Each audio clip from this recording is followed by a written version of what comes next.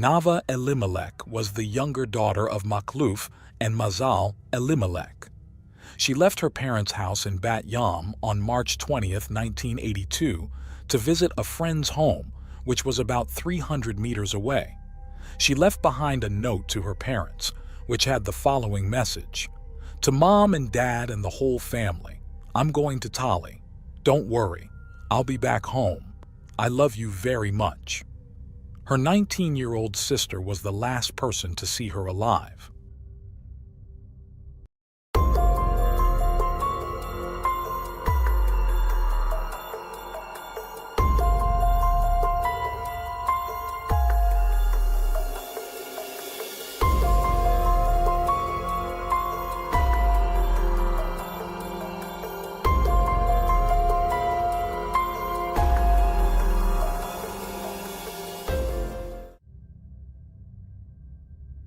Nava Elimelech was born on March 20th, 1970, in Bat Yam, Israel, as the youngest child to Makluf and Mazal Elimelech. They already had 3 older children. Josie was the eldest, followed by Jacob. Ephrat was the oldest girl, and when Narva was born, she became the darling of her siblings. Makluf and Mazal were distant relatives. Mazal was sent to Israel at the age of 14 after the abduction of 2 family members by Arabs. To immigrate without her parents, she added 4 years to her age. Makluf's mother and sister brought her along with them. The love between Makluf and Mazal emerged very soon. After marrying, they lived under challenging conditions in Jerusalem, experiencing days without work, bread, or vegetables. The couple reminisced about their hardships but highlighted the prevailing fraternity, neighborly love, and mutual assistance during those times. Josie and Jacob were born in Jerusalem while the father worked at a factory named American Shoe Factory. The factory's closure led him to move to Bat Yam, limiting his family visits to weekends. Eventually, the family joined him, settling in Bat Yam, and after some time, Ephrat and Nava were born. Like her siblings, Nava also attended the school in the same street where they lived. She was in the 3rd grade when she met one of her favorite teachers, a sports teacher and assistant principal. He described Nava's bright, joyful eyes and her aptitude in sports, particularly volleyball, and encouraged her to consider a sports career as she seriously enjoyed every physical activity. Nava consistently excelled academically and socially in school.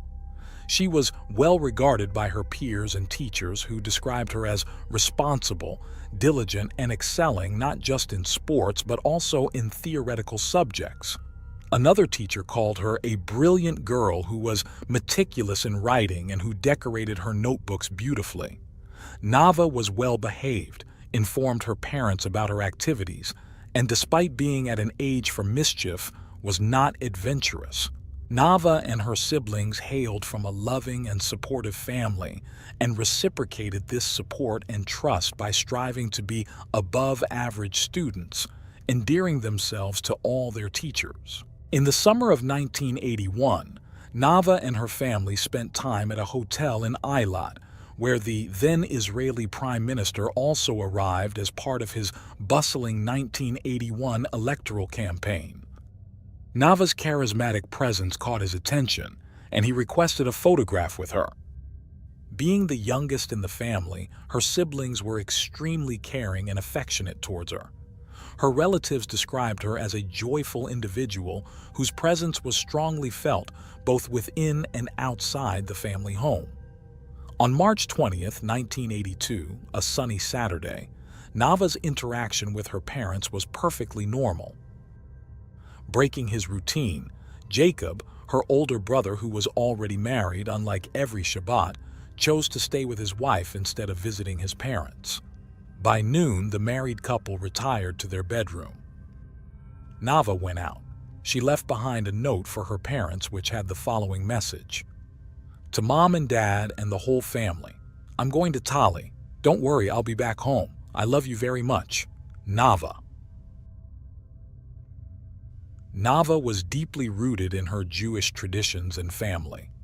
eagerly awaited her bat mitzvah, significant for her spiritual and communal responsibilities in Judaism, but she had to wait as she was only 11 years and 3 months old.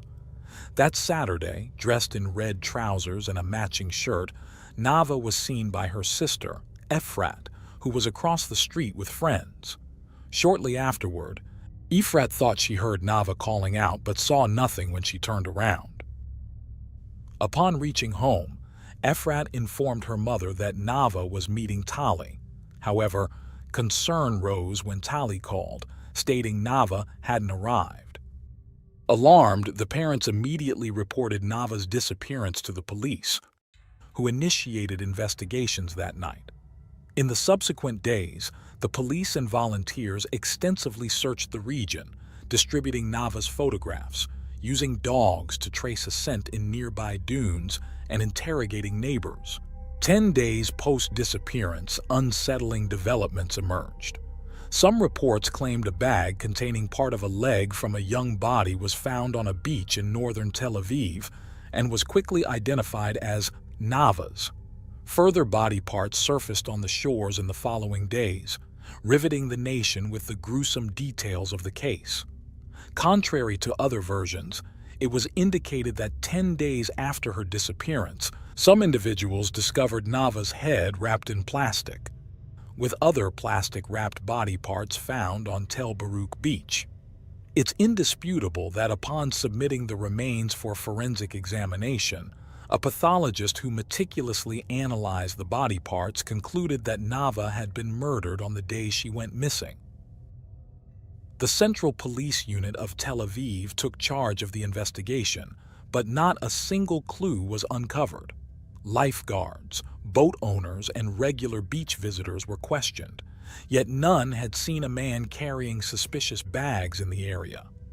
Following the murder, the police assembled a team of 40 investigators and detectives who labored on the case for several months, marking it as one of the most extensive operations in the history of Israeli police. The investigation was challenging due to the absence of weapons or evidence at the crime scene. The team interviewed scores of people at various levels and even dispatched some of the severed body parts to a London lab to deduce a likely murder weapon, but all efforts to resolve the case were unsuccessful. Initially, it was speculated that Nava's murder was a revenge act against her family, as inferred by the remarks of the head of the Bat Yam police station. He noted that the method of dismembering the body and discarding it into the sea seemed intentional. The country was in turmoil. People withdrew from public affection. Streets were devoid of children. And Nava's murder, occurring on a serene Saturday noon, shook the nation's peace and revealed a vulnerability. The moment of body identification by Nava's mother was recalled as particularly harrowing. Under intense pressure, the mother was allowed to identify the body, which was prepared in such a way that only the head was visible. The whole identification scene left everyone present in shock. Following the identification, Nava's family organized the funeral. Hundreds from the region came to pay their respects. Investigators held that the killer couldn't have acted alone due to the mutilation and the moving of the body without being discovered. The commander of the Tel Aviv Police District stated that the investigation team was one of the largest ever assembled, involving various specialists. Intense efforts yielded no results, leading to public distress and imposed curfews for children. In 1982, the police focused on sexual offenders, but every lead seemed to be a dead end. Police cadaver dogs, which had smelled clothes Elimelech had worn, led investigators to the home of David Levy, a Bat Yam resident who lived close to the home of the Elimelech family and who had at one time worked with Elimelech's father. In his home, authorities found pictures of Elimelech and her friends. A police search was conducted, but no evidence was found connecting him to the murder. However, Levy was discovered to have taken nude photos of female students at Gordon Elementary School. He was subsequently convicted of pedophilia and jailed. An Arab resident from Gaza was also detained but released due to lack of evidence. Despite various theories, including that of a nationalist terrorist organization's involvement, doubts remained, and after many leads, arrests, and releases, the case went cold. In 1998, police arrested brothers Yehuda and Amos Shelef as suspects in the killing after Yehuda's ex-wife claimed he had confessed to committing the murder to her. Yehuda's home was searched, and his yard was excavated, but no evidence was found. The brothers were ultimately released due to lack of evidence. Nava's mother, Mazal, expressed her continual hope for justice, feeling Nava's presence despite the years past. Criminologist Avi Davidovich theorized that Nava was likely a victim of a serial killer, citing other similar disappearances between 1974 and 1994. He believed it was likely that all the murders were committed by the same individual. He maintained that the police would have had a better chance if they had made the connection with the other incidents at the time. However, he also said that they shouldn't be blamed because the police back then didn't have the level of experience that today's police have. On December 31, 2001, Yitzhak Gatnio, one of the original investigating officers, was interviewed on the Galatz news channel. Following some comments about the murder, he disclosed that the Israeli security agency did find evidence supporting the theory that the operation had been executed by a nationalist terrorist organization. The information came from an imprisoned Arab criminal who collaborated with the agency, asserting that one of his cellmates confessed to killing the 11-year-old girl. This man, a terrorist collaborator, had already been released from jail and fled to Jordan. Investigators disclosed that tests confirmed that this man, a terrorist collaborator, was indeed in the neighborhood when Nava disappeared.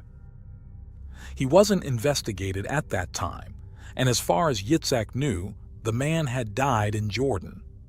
In September 2010, the police commissioner received a letter reminding him that the 1982 murder of Nava remained unsolved. In the letter, it was highlighted the enduring pain of the Elimelech family, and their sorrow was compounded by knowing that the heinous murder had not been resolved by Israeli police. She asked the commissioner to inform the Elimelech family about which unit was handling the murder case, and requested that the investigative team communicate with her as the family representative to update them on any progress in the murder investigation. The first police response was received 2 days later, confirming receipt of the request and promising prompt action due to the importance of the matter. However, time kept passing, and in 2012, 30 years after Nava's murder, the family was still in immense pain, and all who knew the girl wondered if they had done enough. Remorse consumed a neighbor who hadn't opened the door when Nava rang the intercom, compounded by the family's questioning. Nava's brothers hadn't lost hope of finding the perpetrator. They mainly wanted to give an answer to their parents, who were over 80 years old and were waiting every day for the news of the capture of their daughter's murderer. They said with sorrow that their mother Mazal hoped the monster would be caught while she was still alive, but she was getting weaker and was crying out for a response from the police. They highlighted that the worst part was not knowing where they stood because no one spoke to them honestly. In 2019, another significant event occurred. With court approval, the police exhumed Nava's remains for additional testing. Investigators then reported that they had compiled a profile of the killer, implying that he was still alive, around 70 years old, and was about 30 at the time of the crime. They added that he was someone with a criminal record living in central Israel. A total of 100 detectives were assigned to the case after its reopening due to advancements in DNA identification technology. The investigation was highly confidential. On August 29th, Amos Shelef, once a person of interest in the case, appeared for questioning regarding the crime. However, the reason wasn't clear as he wasn't considered a suspect. Upon entering the station, he declared that his summoning was complete nonsense. His lawyer conveyed the impression that the police were clueless and were merely redoing an investigation that had yielded nothing in the past. He added that the exhumation of the body seemed unwarranted, and the police were trying to cover their mistakes by all means possible. In the 4 weeks since Nava's body was exhumed, the autopsy was performed. However, it did not yield any information that could advance the investigation, as the remains were in a very poor state. During this time, in August 2019, the police gave Nava's parents the earrings she was wearing when she was killed, but did not inform them when or where they were found. One of the brothers said at that time that there was no new information apart from the earrings, which definitely gave them hope, because the police said that once the investigation concluded, they would provide the family with all the answers. Currently, the case remains open, and no new information has been revealed due to a gag order placed on the publication of any details. The police were brief in the information they provided, stating only that the exhumation of the body had taken place recently in coordination with Nava's family. They also mentioned that the investigation was being overseen by the District Attorney's Office of Tel Aviv. In 2019, Mazal, Nava's 90-year-old mother, told the Israeli media that the family agreed to do everything possible to uncover the truth and find out who committed this atrocity. She added that she would give her life and whatever it took to find the person who took her 11-year-old girl away. She also made an important point that she had no idea who her daughter's killer could be, but believed that the friend Nava went to visit, and her mother did know but didn't want to speak the truth. It's true that Tali and all her other friends were investigated, and although she was interrogated repeatedly, no evidence was found linking her to the events. An investigator who was part of the Bat Yam police at the time of the crime indicated that there was a large team of agents working exclusively with the family and friends to follow any lead, no matter how minimal, and they found nothing on Tali. Therefore, he didn't believe that she had anything to do with the murder. Nava's sister stated that they agreed to open her grave because the mystery of her murder lingered with them every day while their elderly and sick parents continued to fight undaunted, waiting for an answer and a resolution. One of Nava's brothers mentioned in an interview that the police had told the family that with the new technology available, progress could be made in the case. He affirmed that they were still clinging to hope because his sister was a kind-hearted little girl, and one awful day their world collapsed with her disappearance and death. Suspects, searches, investigation teams, special research teams, significance, conjecture, speculation, and zero results. The killer or killers have not been discovered to this day. And well, that concludes today's case. As always, I appreciate your support for my work. If you subscribe, give a like, and share this video, it will help me continue creating content. This is Unreal True Crime. See you soon. Rossana Galliano was having dinner with her sister Monica in the living room of her house in El Remanso, Exaltación de la Cruz, when her phone rang.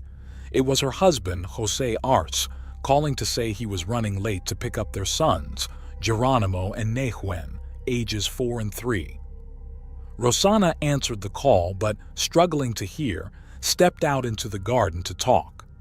As she tried to communicate with Jose, a figure emerged from the trees, took a few steps toward her, and pulled out a gun. The assailant fired 6 shots, leaving 29-year-old Rossana's body just steps from her home, struck by 4 bullets.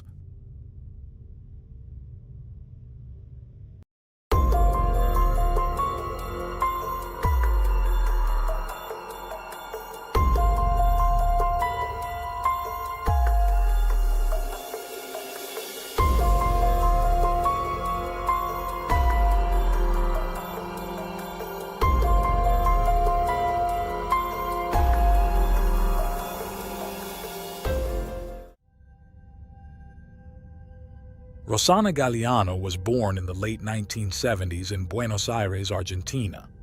She was the youngest child, with two brothers named Oscar and Gustavo, and a sister named Monica. Her parents were Reynaldo and Graciela. The details of her childhood and teenage years are a bit of a mystery, but it's known that she finished high school in the late 90s. During this time, Rosana's dad, Reynaldo, worked as a mechanic. Early in 2001, Jose Arch showed up at Reynaldo's workshop. Jose was born on November 22, 1948.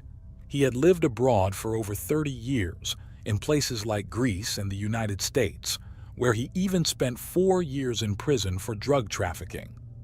Eventually, Jose returned to Argentina in 1996, owning 8 properties in a posh area of Buenos Aires. Jose and Rosana met when he brought his vintage car for repairs at her father's shop. Despite the significant age difference, they started dating quickly. At that time, Rosana was unemployed and quite reserved. Jose appeared to be financially stable, but in reality, his wealth came from his mother, Elsa, who was still in the United States. When Jose, at the age of 52, proposed to 22-year-old Rosana, her mother Graciela questioned if he was too old for her daughter. Jose argued that love knew no age. Looking for assurance, Graciela turned to Rosana, who, in a whisper, confirmed her desire to marry him. The couple got married on November 17, 2001, after just 7 months of dating. Jose claimed that his cheerful, modern, and smart personality won Rosana over. Soon after, they had a son named Geronimo. But not long after, problems began to show.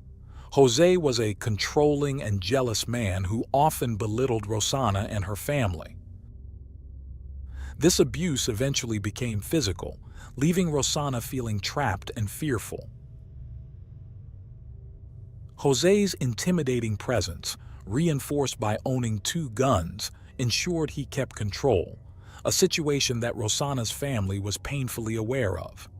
It was common for Jose to show off his guns, either when someone visited their home or when he was out visiting others. One time, while painting their house, Rosana's brother Oscar witnessed Jose physically assaulting her, telling her to shut up before hitting her. On another occasion, her father noticed bruises on Rosana's back, and she simply told him that Jose had dragged her across the pavement. Despite these troubles, Rosana and Jose welcomed their second child, and Rosana tried her best to make the relationship work, hoping to provide a stable home for their children. However, her efforts were constantly undermined by Jose's temper and disrespectful behavior. To make matters worse, Jose's mother, Elsa, controlled the household from afar, making decisions about their lives during her short visits to Argentina. By 2006, Rosana had endured unbearable abuse and finally reported Jose for domestic violence. Her family was largely unaware of the full extent of her suffering. Months later, Rosana filed a second complaint, including a request for a medical examination due to her injuries. Following this, she opened up to her sister Monica, and they made a pact to communicate whenever something happened. Monica became her sanctuary and support. Whenever life with Jose became unbearable, Rosana would visit Monica's apartment with her children, though Jose dictated when they must return, often with death threats. At times, he verbally abused Rosana, criticizing her abilities as a mother. Eventually, she decided to move in with Monica and the children, while Jose stayed at his house.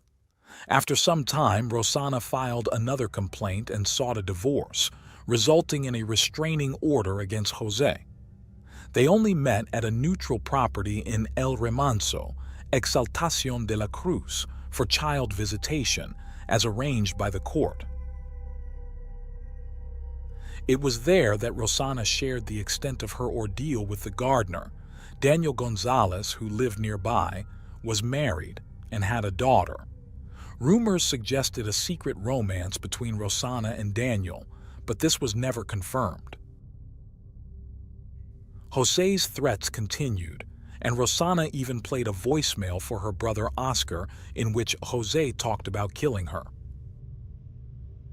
In mid-2007, while hanging out with friends at a bar, Rosanna met Oscar Lugo. He was 32, lived in Marino, and worked in a sewing workshop. They hit it off immediately, exchanged numbers, and started dating. Oscar Lugo was old-fashioned, a gentleman who was kind, attentive, and listened to her. For 29-year-old Rosanna, who had been through endless turmoil, it felt like she was rediscovering a nearly forgotten life. Oscar Lugo noticed Rosanna's lack of confidence and the fear in her. By December 2007, he had joined her for the holiday festivities, even dressing up as Santa Claus to delight her sons. But the happiness was marred by Jose, who kept tabs on Rosanna's every move. Aware of her new relationship and panicked by the looming divorce, Jose called Rosanna, offering her a truck to end things with Oscar Lugo. She refused, and it was her new boyfriend who accompanied her to the hospital during a severe nervous breakdown. Out of options, Jose hatched a plan, financed by his mother, Elsa. They meticulously arranged to hire a hitman whose identity remains a mystery. On January 16, 2008, Rosanna and her sister Monica went to El Remanso to pick up her sons, age 4 and 3. The handover was delayed by Jose with excuses.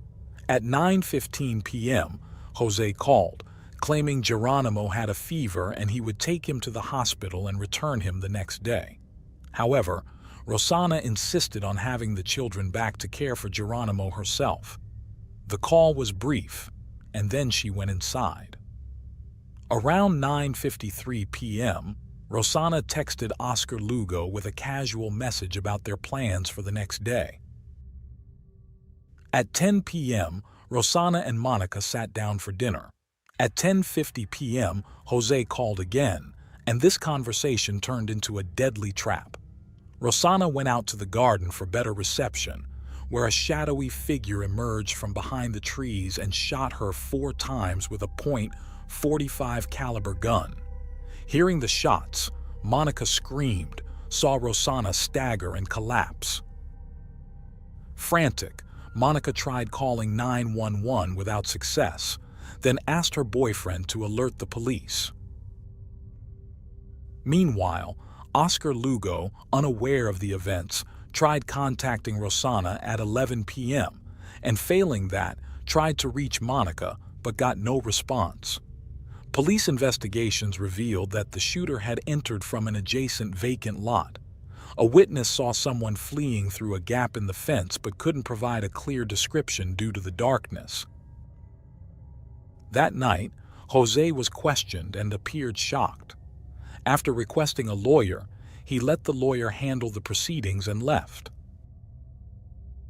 The next day, during further searches, a red sweater was found, which Rosanna's relatives believed belonged to Jose, making him the prime suspect in their eyes. The case grabbed media attention and shocked the country, becoming scandalous as Jose and his mother publicly claimed his innocence and talked bad about Rosanna, suggesting she had multiple lovers and those men should be investigated instead. After the incident, Daniel, the gardener, became reclusive, speaking to no one. On the night of Rosanna's funeral, Reynaldo noticed Jose nearby in a truck, watching from a distance without joining or expressing condolences. Jose's defense later targeted Monica, Rosanna's sister and the sole witness, raising doubts about her by questioning why there were no bloodstains on her clothes and why she ran for her phone instead of helping her sister. However, this theory was unsupported. The investigators argued the weapon was too heavy for a woman to manage. An important point raised by the detectives was that anyone familiar with the house would know Rosanna needed to go outside to get a cell signal, indicating significant premeditation in the crime. During the investigation, Rosanna's sons were cared for by their father and grandmother Elsa, while their grandmother Graciela could see them. However, Monica and Oscar were denied access, with Jose claiming serious safety concerns for his sons. Despite the legal restrictions, the children expressed a desire to see their Aunt Monica, leading Jose to occasionally allow visits. Monica used these opportunities to take them to a psychologist. Eventually, Graciela obtained visitation rights, though not guardianship. In an interview at the time, Jose alleged that Rosanna had 4 lovers, all with legal troubles. According to Jose, Rosanna was intimate with these men to uncover their secrets, which she then used to blackmail them for benefits.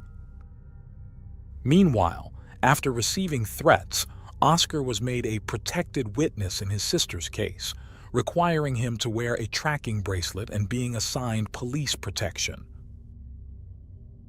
As 2007 was ending, the investigators had yet to find solid evidence to charge any of the suspects. However, a significant turn came a year after the murder when Jose was arrested in January 2008, charged with aggravated homicide due to their relationship, premeditation, and the involvement of 2 or more people. The preliminary hearings began on January 28, 2008. Reynaldo, Graciela, Monica, and Oscar testified about Jose's repeated threats, violent nature, and use of firearms for intimidation. The mother also presented the last text messages from her daughter to the prosecutor. After the hearing, Reynaldo expressed feeling a heavy burden but found relief in fulfilling his duty to his daughter's memory.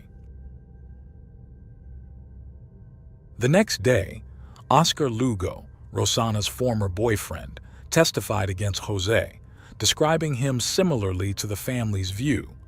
He mentioned Jose's attempts to tarnish his and Rosanna's reputations, adding that Rosanna believed Jose's claims of her having multiple lovers were a tactic to discredit her in their impending divorce.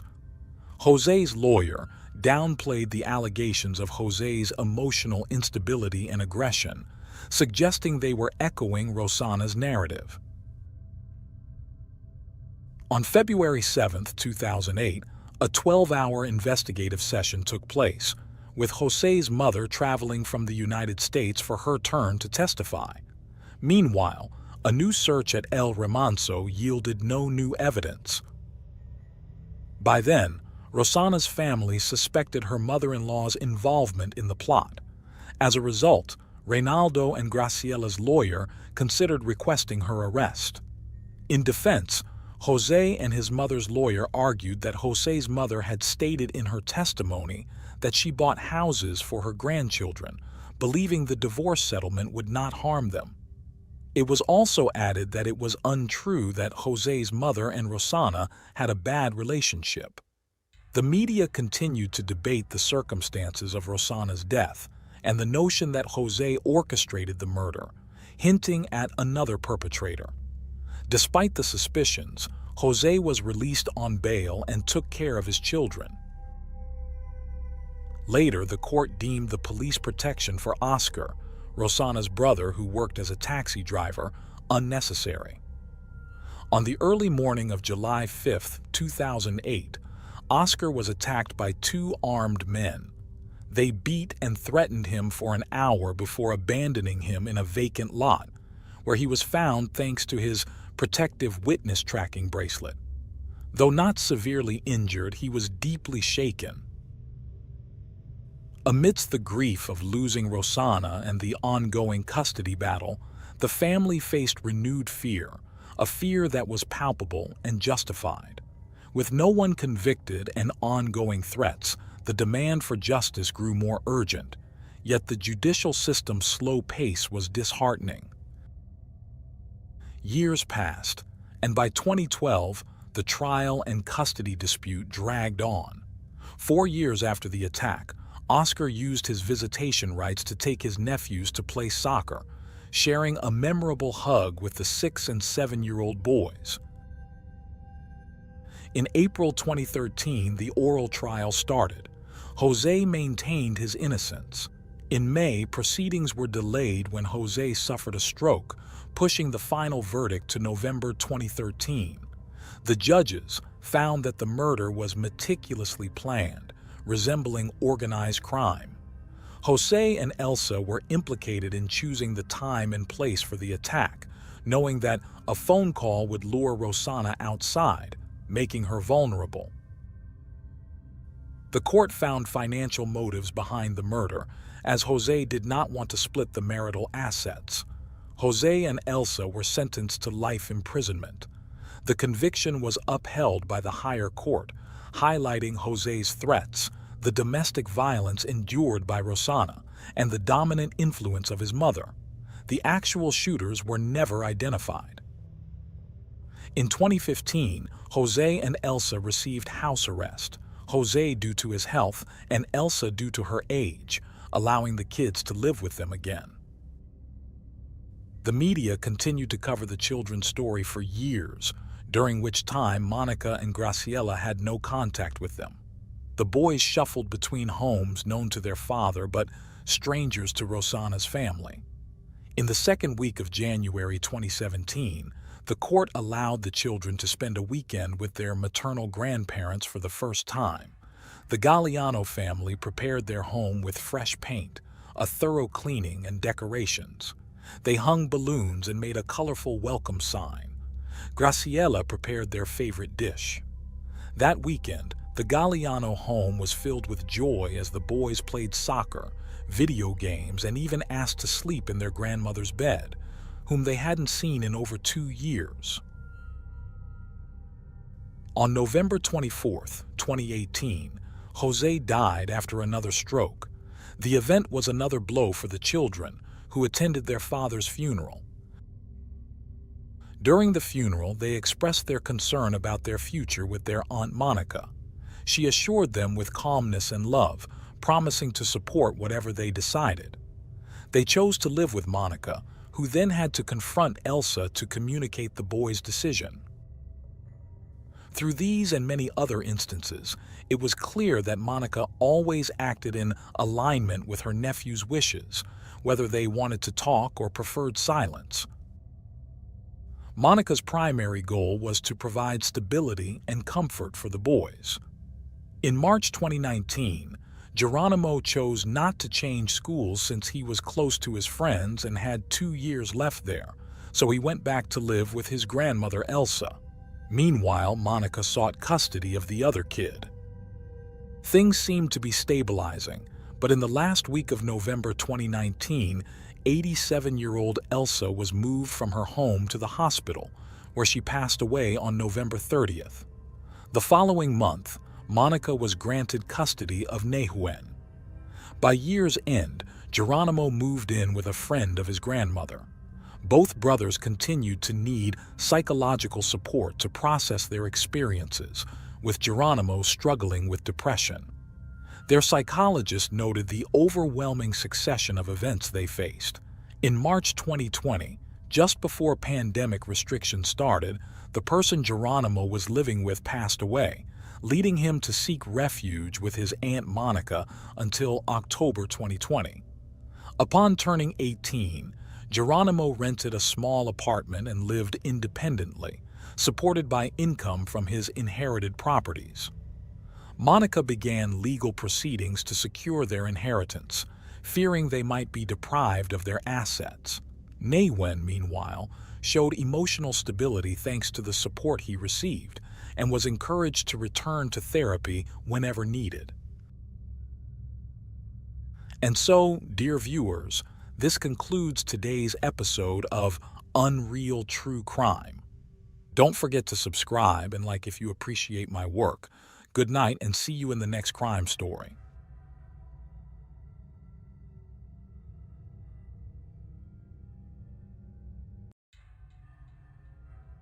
In Kern County, there are many murders each year.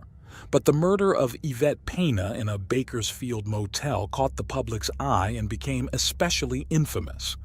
This tragic event occurred in 2011 and was shocking in its brutality.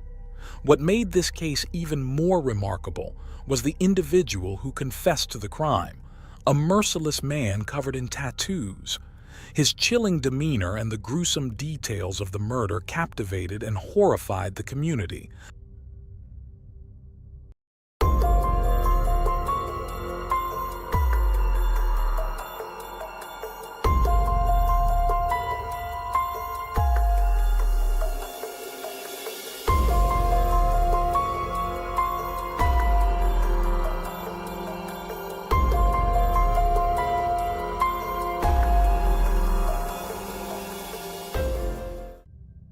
Born on March 7, 1988, in Bakersfield, California, Jaime Osuna's early life unfolded in a tumultuous manner.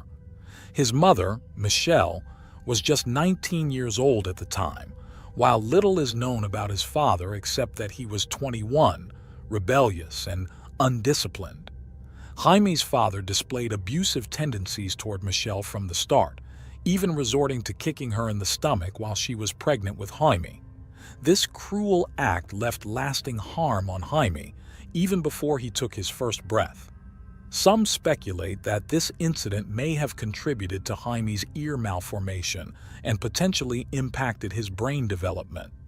Recognizing the abusive nature of her husband, Michelle made the courageous decision to divorce him. Soon afterward, she met Jeff, a man with whom she felt an instant connection, and it appeared that Jeff would step into the role of Jaime's new stepfather. Jaime's biological father, however, strongly opposed this development. Despite Michelle's desire to sever ties with him, he persisted in causing trouble. One fateful night, he threatened Jeff by holding a knife to his throat. Thankfully, the situation didn't escalate further. He was apprehended and a restraining order was issued. This marks the last mention of Jaime's biological father in his story. Shortly thereafter, Michelle married Jeff, and they began cohabiting with Jaime and his brother, who was 2 years Jaime's senior. This is where the story takes a dark and troubling turn. While Jeff desired Michelle, he seemed less enthusiastic about assuming the role of a stepfather. Regrettably, this resulted in a period of misery for Jaime, while his older brother was somewhat spared, having gone to live with their grandparents once they became aware of Jeff's abusive behavior. It remains unclear why Jaime wasn't also taken in by his grandparents, but it seems that they declined to care for him, leaving one to wonder why they would reject a 3-year-old child. It's important to note that Michelle also made the choice to prioritize her relationship with Jeff over the well-being of her 2 young sons. Jeff's abusive actions were well documented through accounts from Michelle, Jaime, and records from hospitals and law enforcement agencies. On one occasion, during a road trip with Michelle and Jaime secured in a baby carrier in the back seat, Jaime's crying provoked Jeff to a point where he began shouting at the child. Shockingly, he then threw the baby carrier out of the moving car. Fortunately, the baby carrier landed safely, and Jaime displayed no visible injuries. However, subsequent examinations revealed severe brain damage that could have resulted from this traumatic incident. Around the age of 5, another distressing incident marred Jaime's already tumultuous childhood. He accidentally spilled some juice on the floor, which infuriated Jeff. In a fit of anger, Jeff grabbed a belt and began to mercilessly beat the young boy. This time, Michelle intervened by calling the police. Jeff was subsequently arrested on charges of child cruelty due to the visible marks on Jaime's body. However, the charges were relatively lenient and, disconcertingly, Jeff returned home just 10 days later, with Michelle still standing by his side. Even after they had their own children, Jeff continued to mistreat Jaime, depriving him of proper meals and sometimes serving his food on the floor. Jaime increasingly felt like an outsider in his own home. Michelle, though aware of her past mistakes, found herself unable to rectify the deep-seated damage that had been done. At the age of 12, Jaime finally managed to escape the clutches of his abusive household and went to live with his grandparents. Everyone had come to realize that Jeff's mistreatment of Jamie would not cease. It was during this time that they began to notice the emotional numbness that had gripped Jaime from a tender age. Michelle described it as if his soul had been torn away, leaving him apathetic towards everything and everyone around him. This period marked the onset of Jaime's disturbing behavior. He began cooking animals in a nearby forest, and in the absence of anyone at home, subjected his own pet cat to chilling ordeals, locking it in the refrigerator and even the oven. He also turned to self-harm, as it seemed to be the only way for him to feel something, anything, in a world where he felt utterly numb. At the age of 15, Jaime took a dire turn when he brutally stabbed another boy, leaving him gravely wounded but fortunate to survive the ordeal. This criminal act led to Jaime's incarceration in a juvenile correctional facility, where he would spend the next 4 years. It was during this period that Michelle finally confronted the gravity of her irresponsibility toward Jaime, resulting in her decision to divorce Jeff. A few years later, Jeff met his demise due to a heart attack. Given his abusive history, it's conceivable that Jaime might have inflicted harm upon him if he had not passed away. On September 14, 2007, Jaime was released from prison at the age of 19. By this time, he had acquired a notorious reputation as a troublemaker, deeply entrenched in gang activities. He showed little interest in education or gainful employment, instead opting for a lifestyle characterized by revelry and association with his gang affiliates. The turning point in this harrowing narrative occurred in December 2008 when a 16-year-old boy's birthday party took a rather unexpected turn. This was no typical birthday celebration adorned with Mickey Mouse piñatas and cheerful decorations. Instead, it drew a crowd from the gritty underbelly of society, and the absence of any responsible adult to maintain order was notable. This unconventional gathering had been organized by the birthday boy's mother, who was known for her laissez-faire attitude. Joelle Castellano, a 37-year-old single mother of 3, played a central role in this intriguing tale. She decided to host a party for underage youths, which, while undoubtedly irresponsible, didn't spell the end of the world. As the evening progressed, however, things took a turn for the chaotic, with Joelle's dance with a young man catching the eye of her nephew. It seemed that this young relative became envious, possibly due to his own romantic feelings for his aunt, leading him to want to keep others away from her. In his quest to intimidate the young man, Joelle pointed to Jaime, who, despite not yet having the distinctive facial tattoos he would later acquire, stood at around 5'3". However, it was Jaime's demeanor and attitude that made him an intimidating presence, perhaps more so than anyone else in the room. Jaime agreed to confront the young man, proceeding to the kitchen, where he retrieved a knife and warned the boy to steer clear of Joelle. The young man, believing that Jaime wouldn't actually follow through, issued a challenge. However, Jaime defied expectations and indeed stabbed the young man, leading to his return to prison. But something had changed this time. Jaime couldn't shake one thought from his mind. He had fallen head over heels in love with Joelle. It wasn't just because of the recent stabbing incident, but a genuine and profound love. As they say, love can compel us to commit acts beyond imagination. Jaime no longer cared about his circumstances. He believed he could win over Joelle, despite their age gap, his imprisonment, and their initial encounter involving a stabbing. Jaime began sending heartfelt love letters to Joelle, and eventually, she too succumbed to his affections. Thus, they embarked on a long-distance relationship. 11 months later, when Jamie completed his sentence, Joelle picked him up in her truck. However, her confidence wavered upon seeing that Jamie had acquired facial tattoos, raising doubts about the seriousness of their relationship. Despite all the waiting, Jamie's eagerness prevailed as he suggested to Joelle that they spend the night in a motel. Joelle agreed, albeit under the impression that it would be a one-night affair. Yet Jaime, known as the sharpshooter, proved remarkably effective, as that single night led to Joelle becoming pregnant. With this development, she felt increasingly inclined to establish a lasting relationship with him.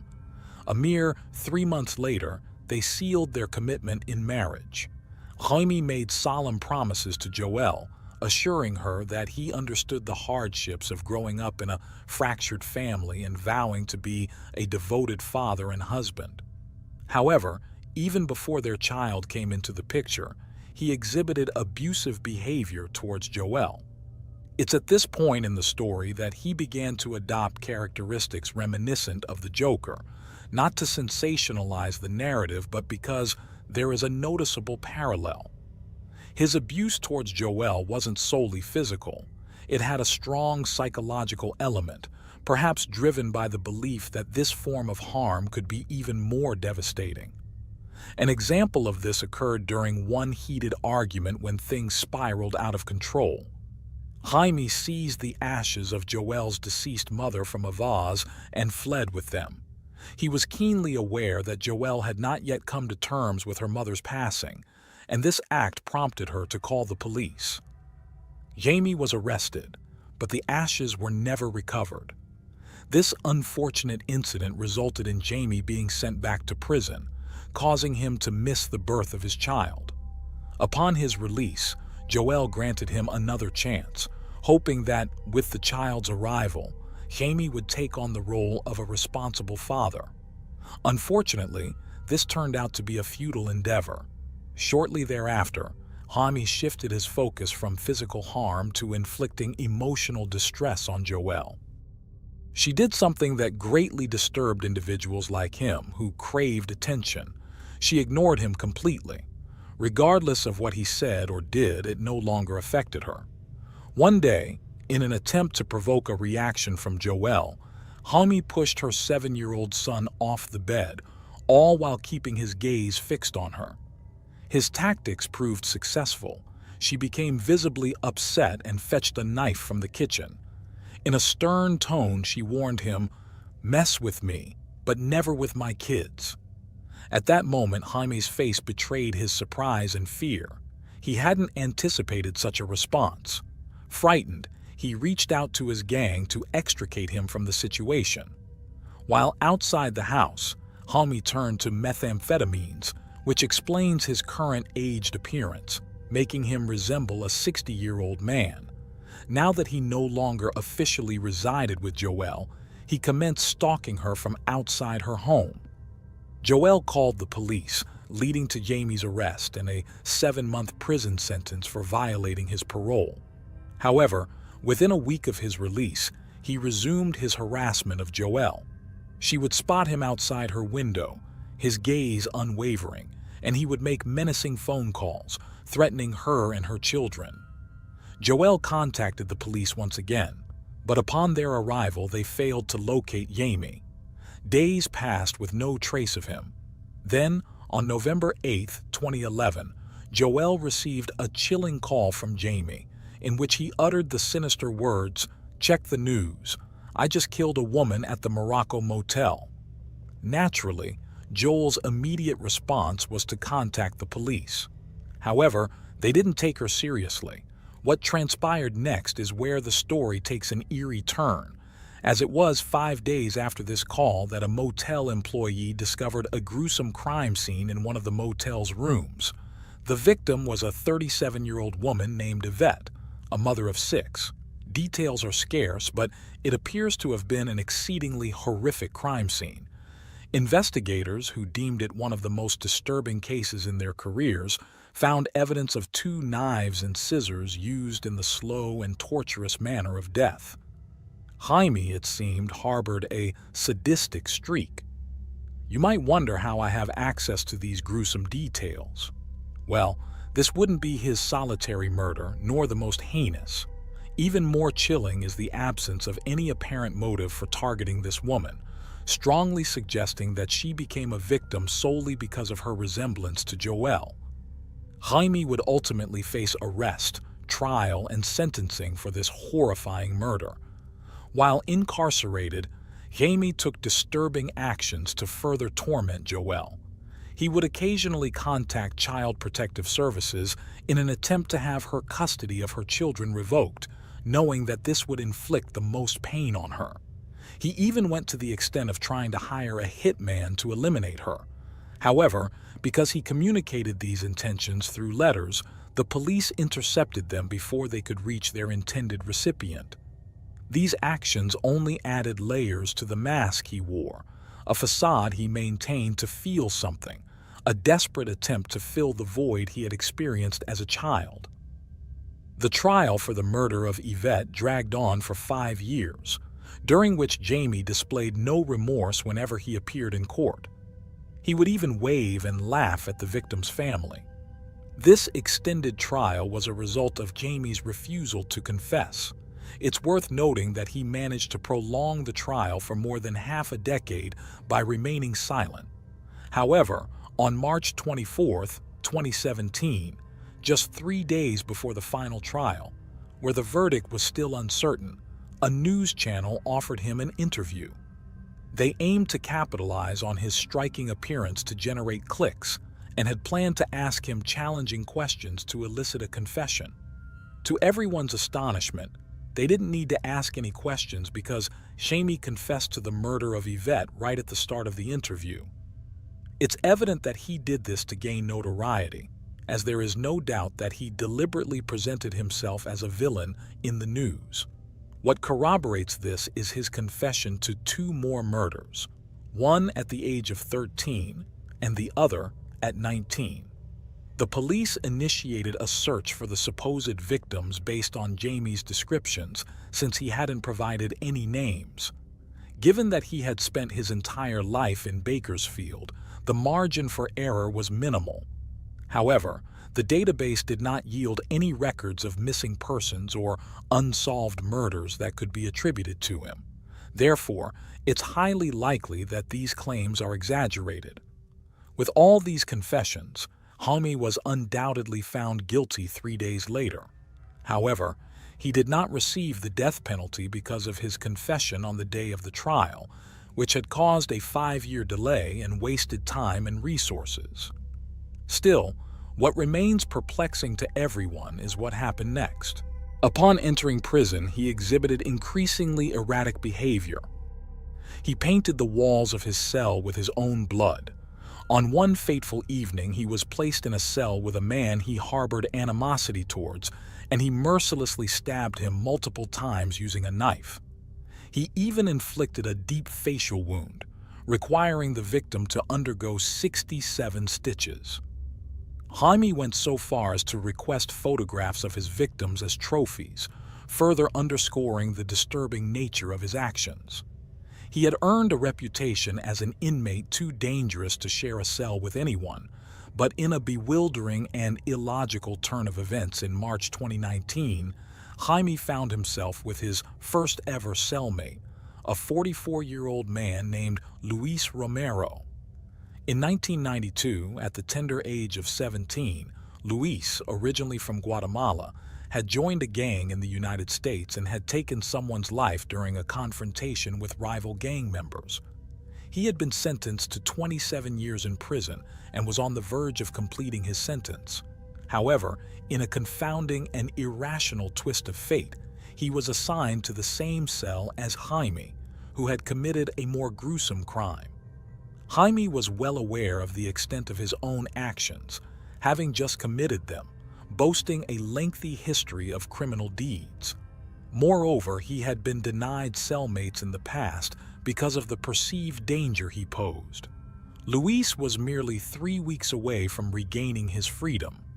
In less than 24 hours since they had become cellmates, on the morning of March 9, 2019, when correctional officers came to inspect their cell, they stumbled upon an eerie sight. Jaime was smiling, wearing a collar. This collar was fashioned from various parts of Luis's body, and Jaime had gone as far as carving a grotesque, clown-like smile on Luis's face. He had toyed with his lifeless body, inscribed messages on the walls using blood, and declared, "I am the man of 1,000 faces." Now, the theories start to surface because it is evident that such an atrocity would require more than a mere hour. It would take many hours to commit such unspeakable acts. A correctional officer responsible for conducting a nighttime check reported that everything was in order, even though Luis's body indicated that the gruesome assault had already begun at that hour. Some guards attempted to justify this oversight by claiming that Jaime had placed a blanket to conceal the ongoing horror. But if an inmate places a blanket to obscure events behind a cell door, it is incumbent upon the guard to enter and investigate. What transpired here was not an isolated incident at this prison. It occurred at a prison which had gained notoriety due to allegations of guards organizing fights among inmates, all while placing bets on the outcomes. There exist videos of these fights, complete with a presenter and commentator. Furthermore, suspicions linger that this practice was employed when authorities sought to dispose of a troublesome inmate. They would orchestrate a fight, and when one participant was winning, they would shoot the other inmate, claiming they were intervening to save them. This case presents further complexity due to Jaime's clearly deteriorated mental state. It is evident that he harbors a fascination with the Joker, as evidenced by the blood-written phrases from the comics adorning his cell. It remains a mystery how he managed to procure razors to make knives, and his letter to a prosecutor inspired by the Joker and featuring the iconic "Why so serious" phrase raises questions. The letter also contains satanic messages, although it's doubtful he genuinely adheres to Satanism. These actions are likely undertaken for attention-seeking purposes. He received a diagnosis of an unknown form of schizophrenia within the spectrum, alongside antisocial personality disorder, borderline personality disorder, characterized by erratic behavior, which could explain his propensity to stab others without a clear provocation, and post-traumatic stress disorder. As a result, authorities declared him unfit to stand trial. Consequently, at the age of 33, it appears improbable that Jaime will face the death penalty, and he will likely spend the rest of his life behind bars. Jaime was undeniably unhinged, with a touch of clownishness. However, some might argue that he endured a troubled childhood. Nevertheless, the extremity of his actions remains unparalleled. Interestingly, his older brother, who sought refuge with their grandparents at a young age, has since transformed into a prosperous individual, a millionaire who enjoys driving sports cars and has a loving family.